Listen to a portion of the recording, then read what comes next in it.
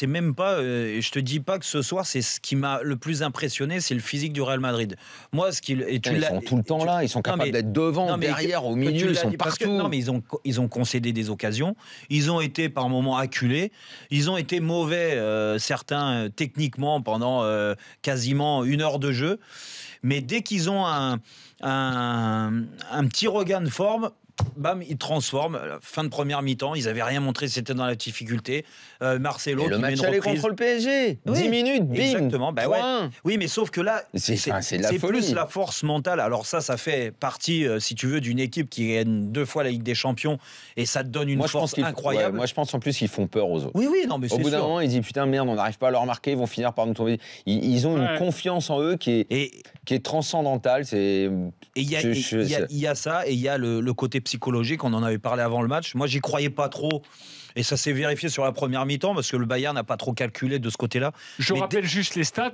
Ça fait 6 ans qu'ils s'affrontent 6 fois qu'ils s'affrontent en 7 ans. 5 victoires pour le Real Madrid. Donc on parlait d'un avantage peut-être psychologique mais en fait, du côté madrilène. Psychologique, ils l'ont eu à partir du but de Marcelo.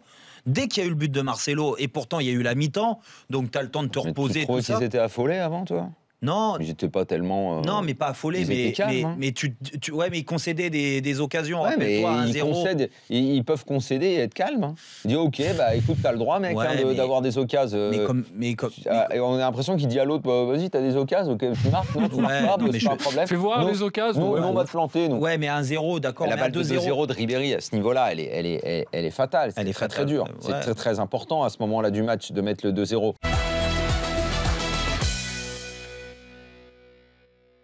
Ce but de Marcelo, ça a été le déclencheur. Le Real s'est senti, comme d'habitude, très fort, dans tous les cas. Et le Bayern s'est dit, c'est pas encore aujourd'hui. Et tu l'as senti tout au long de la deuxième mi-temps, parce qu'ils ont eu des opportunités de revenir à 2-2, quand ils ont pris le deuxième but.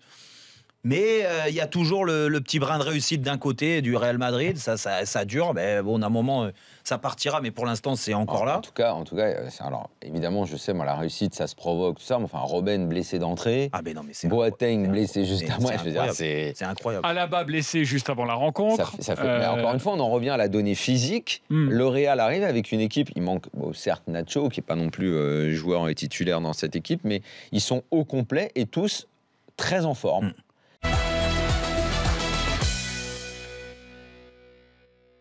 La blessure de Robben au bout de 7 minutes, ça fout le plan de Juppé en l'air. Elle déplace Müller, qui est quand même nettement meilleur quand il est derrière Lewandowski. Oui, puis qui n'a rien à voir avec ce que Juppé voulait mettre sur le côté avec Robben. C'est pas du tout le plan de jeu. Voire avec Coman, parce que Coman, c'est pareil. Coman n'est pas là, il est blessé.